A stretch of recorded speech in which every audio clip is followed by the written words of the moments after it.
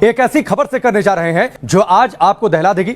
हिंदुओं पर अत्याचार को लेकर ये वो खबर है जो आपके रोंगटे भी खड़ी कर देगी। आपको यकीन नहीं होगा कि यह खबर दिल्ली से सिर्फ 150 किलोमीटर की दूरी पर बसे एक शहर की है। राजस्थान का अलवर ये शहर है और उसके आसपास के इलाके हिंदू विहीन होते जा रहे हैं। ये बड़ी खबर राजस्थान के अलवर से है, जहां पर हिंदू महफूज नहीं है।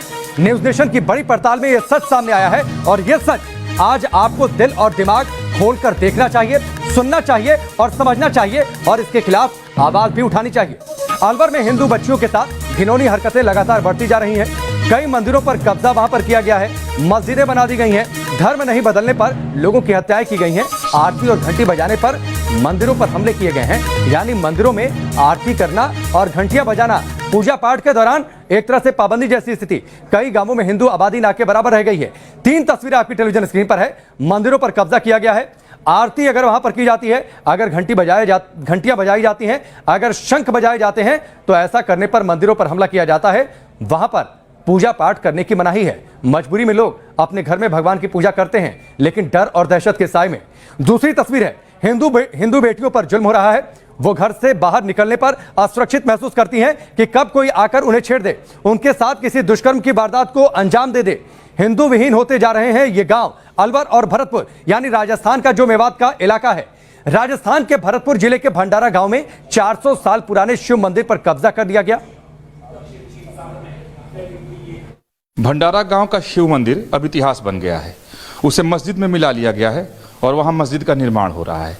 यहाँ के हिंदू समाज के लोगों ने काफ़ी उसका विरोध किया, क्योंकि अब वो अल्पसंख्यक हैं, बहुत कुछ कर नहीं सकते, तो उनके आंख के सामने ही उनके मंदिर पर कब्जा कर लिया गया और मस्जिद बना दिया गया।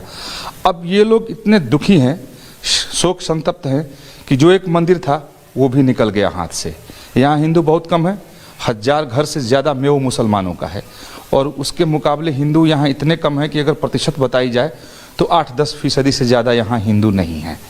तो ऐसी स्थिति नहीं है कि ये लड़ सकें, अपने मंदिर के लिए संघर्ष कर सकें। कानून का सहारा जरूर ले सकते हैं, लेकिन उसका भी कोई फ़ायदा नहीं हुआ है। इस भंडारा गांव के तमाम बुजुर्ग लोग और यहाँ के लोग हमारे साथ मौजूद हैं, जो बताएंगे कि ये मंदिर कब से था, कितना पुराना था, कब कब्जा हुआ, कैसे कब्जा कर लिया गया। आपका शुभ नाम क्या है? ग्यासी राम जी। ये जो मंदिर है था, ये कितना पुराना था? ये सब हमारे बाप दादाओं परदादाओं के सामने से चला रहा है, जब पुराना मंदिर। और मेरी उम्र भी 75 साल की होगी। इसमें सेवा पूजा करते रहे हम। अब साहब मुसलमानों ने मतलब ये मंदिर मतलब ये खराब कर दिया, बनाने नहीं दिया और सेवा पूजा नहीं करने देते। अच्छा। हाँ जी, हमारी जनसंख्या बहुत कम है जी, अल्पसंख्यक में। हमको नाजायज मतलब ये सताते हैं और मंदिर पर कब्जा कर लिया है इन्होंने। अच्छा, तो मस्जिद बना रहे हैं वहाँ? मस्जिद बना रहे हैं, जो मस्जिद बना रखे है उस पर मतलब मस्जिद में मिला रहे हैं उसको।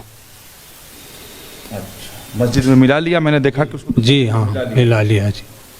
और इस सच को आज देश को सुनना समझना चाहिए कि आखिरकार हम किस दिशा में जा रहे हैं। राजस्थान के मेवात, जिसका जिक्र हम लगातार कर रहे हैं, वहां पर हिंदुओं पर अत्याचार हो रहा है। इसका दहलाने वाला खुलासा हुआ है अलवर जिले के रामगढ़ में। यहां 11वीं में पढ़ने वाली छात्रा से 1.5 साल तक छेड़छाड़ की गई। मेव मुसलमानों ने बच्ची से बलात्कार भी किया। इस बच्ची ने स्कूल जाना छोड़ दिया। मुसलमानों ने घर से इस लड़की को उठाकर ले जाने की कोशिश की तो तंग आकर लड़की ने 18 जून को कुएं में कूदकर जान देने की कोशिश भी की। मामला पुलिस में पहुंचा तो परिवार पर दबाव बनाया गया कि आप समझौता करिए। 23 जून को लड़की के पिता की हत्या कर दी गई। शव को जंगल में पेड़ से टांग दिया गया। इंसाफ तो चाहिए, हिम्मत तो करनी पड़ेगी एक तरह से, पर इस समय ना मुझे बहुत डर लग रहा है, क्योंकि ना मैं पापा को खो चुकी हूँ। कोई भरोसा नहीं कि मेरे भाइयों तक की मुसीबत बन जाए। अब तक मैं मजबूत हूँ बयानों पे, लेकिन आगे पता नहीं, क्योंकि धमकियाँ तो अब भी हैं हमारे पास। कहा गया है कि 1 लाश बिछ गई, आगे जाने कितनी लाशें बिछ सकती है, कोई भरोसा नहीं है। ना मुझे ना 1.5 सालों में मुझे इतना घुटन कर दिया उन्होंने मेरे अंदर, ना मुझे खुद को घुटने पर मजबूर कर दिया उन्होंने। सर उन्होंने बहुत, मैंने सोचा नहीं था कि मैं अब तक चुप थी, क्योंकि अपने परिवार के लिए जिस दिन इंसाफ मांगा तो देखो मेरे पिताजी का क्या हालत कर दिया उन्होंने।